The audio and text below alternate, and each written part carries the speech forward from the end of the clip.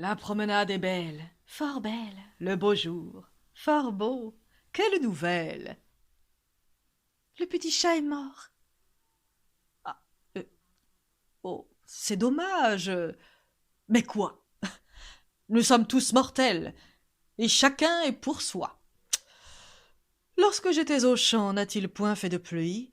Non, Vous ennuyait-il? jamais je ne m'ennuie. Qu'avez-vous fait encore ces 9 ou 10 jours-ci?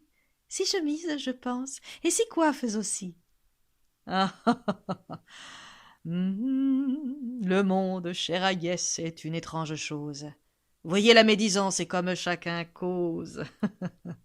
Quelques voisins m'ont dit qu'un jeune homme inconnu était en mon absence à la maison venu, que vous aviez souffert sa vue et ses harangues, mais je n'ai point pris foi sur ces méchantes langues, et j'ai voulu gager que c'était faussement. Mon Dieu, ne gagez pas, vous perdriez vraiment.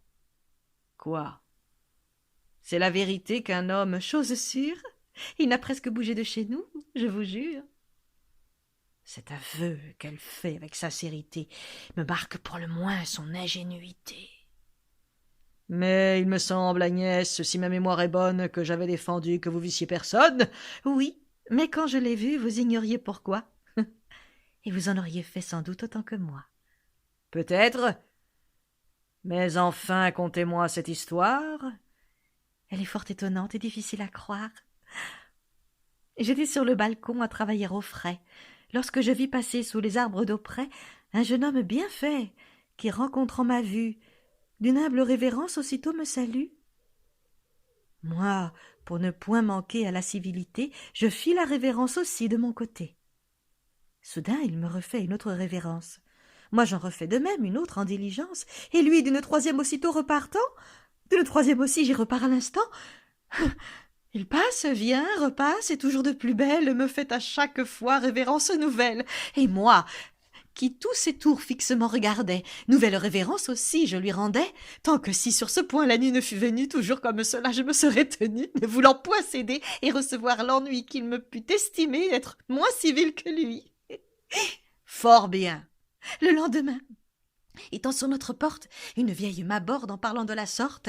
Mon enfant, le bon Dieu puisse-t-il vous bénir, étant tous vos traits longtemps vous maintenir. Il ne vous a pas faite belle personne, afin de mal user des choses qu'il vous donne. Et vous devez savoir que vous avez blessé un cœur qui, de s'en plaindre, est aujourd'hui forcé. Ah!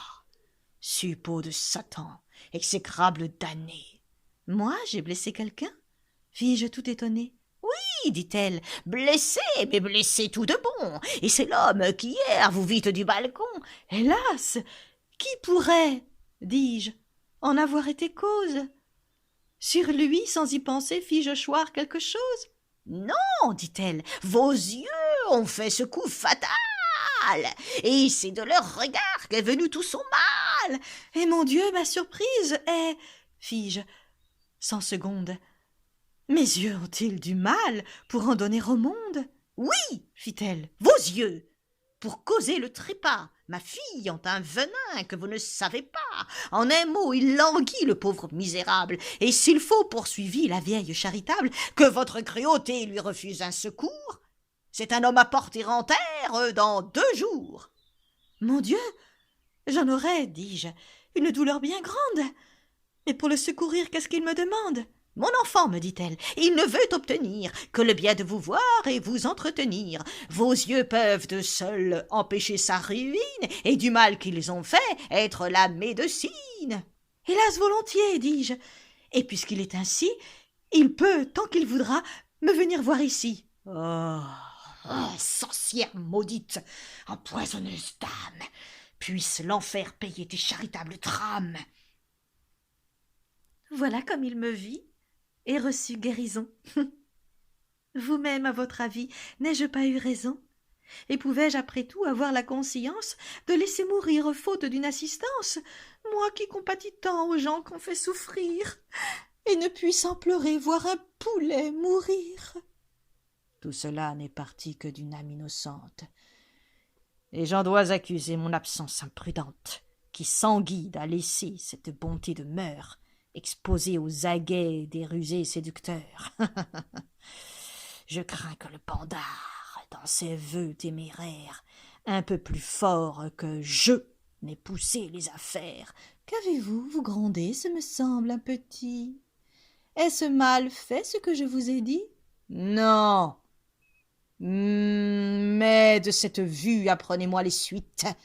Et comme le jeune homme a passé ses visites.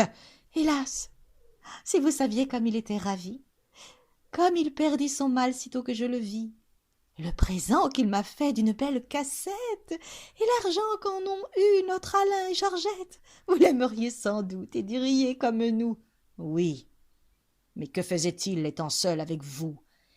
Il jurait qu'il m'aimait d'une amour sans seconde. Il me disait des mots les plus gentils du monde, des choses que jamais rien ne peut égaler, et dont, toutes les fois que je l'entends parler, la douceur me chatouille, et là-dedans remue. Certain je ne sais quoi, dont je suis tout émue. Oh, fâcheux examen d'un mystère fatal, où l'examinateur souffre seul tout son mal. Outre tous ces discours, toutes ces gentillesses, ne vous faisait-il point aussi quelques caresses? Autant il me prenait, et les mains, et les bras, et de me les baiser, il n'était jamais las. Ne vous a-t-il point pris, Agnès, quelque autre chose?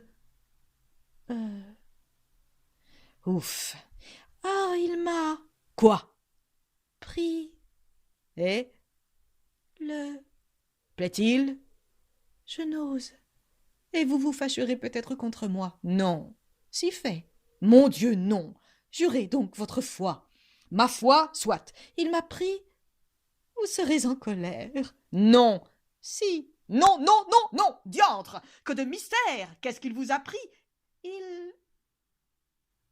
Oh, je souffre d'âne. Il m'a pris le ruban que vous m'aviez donné. À vous dire le vrai, je n'ai pu m'en défendre. Oh. Passe pour le ruban, mais je voulais apprendre. S'il ne vous a rien fait que vous baisez les bras. Comment? Est-ce qu'on fait d'autres choses? Non pas.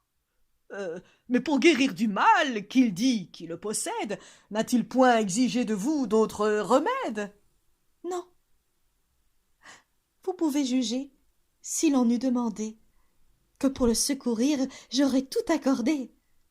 Grâce aux bontés du ciel, j'en suis quitte à bon compte. Si j'y retourne plus, si j'y retombe plus, je veux bien qu'on m'affronte. Chut, de votre innocence, Agnès, c'est un effet. Je ne vous en dis mot. Ce qui s'est fait est fait. Je sais qu'en vous flattant, le galant ne désire que de vous abuser, et puis après sans rire. Oh! Point. Il me l'a dit. Plus de 20 fois, à moi. Ha ha ha ha ha! Vous ne savez pas ce que c'est que sa foi. Mais enfin apprenez qu'accepter des cassettes, et de ces beaux blondins écouter les sornettes, que se laisser par eux, à force de langueur, baiser ainsi les mains et chatouiller le cœur, est un péché mortel, des plus gros qu'il se fasse. Un péché, dites-vous, et la raison de grâce? La raison est l'arrêt prononcé, que par ses actions le ciel est courroucé. Courroucé? Mais pourquoi faut-il qu'il s'en courrouce? C'est une chose, hélas, si plaisante et si douce. J'admire quelle joie on goûte à tout cela, et je ne savais point encore ces choses-là. Oui, c'est un grand plaisir que toutes ces tendresses, ces propos si gentils et ces douces caresses. Mais il faut le goûter en toute honnêteté, et qu'en se mariant le crime en soit ôté. N'est-ce plus un péché lorsque l'on se marie?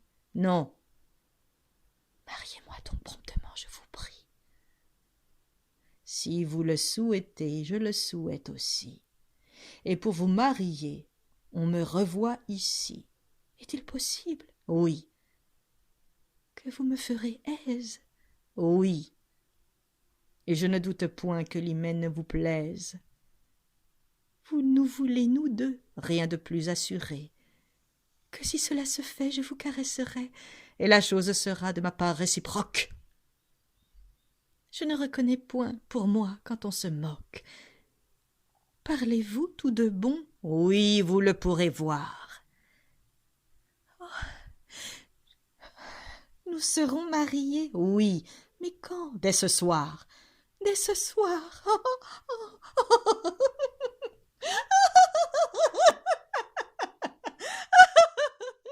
Dès ce soir, cela vous fait donc rire? Oui. Vous voir bien contente est ce que je désire. Hélas, que je vous ai grande obligation, et qu'avec lui, j'aurai de satisfaction. Avec qui? Avec Là. Là. Là n'est pas mon compte. À choisir un mari, vous êtes un peu prompte. C'est un autre, en un mot, que je vous tiens tout près. Et quant au monsieur là, je prétends, s'il vous plaît, dû le mettre au tombeau, le mal dont il vous berce, qu'avec lui désormais vous rompiez tout commerce, que venant au logis, pour votre compliment, vous lui fermiez au nez la porte honnêtement, et lui jetant s'il heurte un grès par la fenêtre, l'obligiez tout de bon à ne plus y paraître. M'entendez-vous, Agnès? Moi caché dans un coin de votre procédé, je serai le témoin. là, s'il est si bien fait, c'est... Ah! Que de langage! Je n'aurai pas le cœur. Point de bruit davantage. Montez là-haut. Mais quoi? Voulez-vous? C'est assez. Je suis maître, je parle. Allez, obéissez.